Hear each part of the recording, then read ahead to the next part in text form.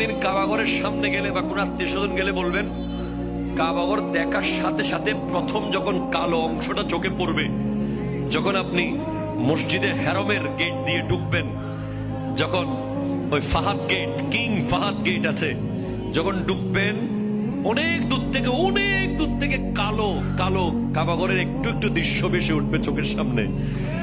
তখন দোয়াটা করবেন, কি দোয়া করবেন কয়টা? যখন কয়টা?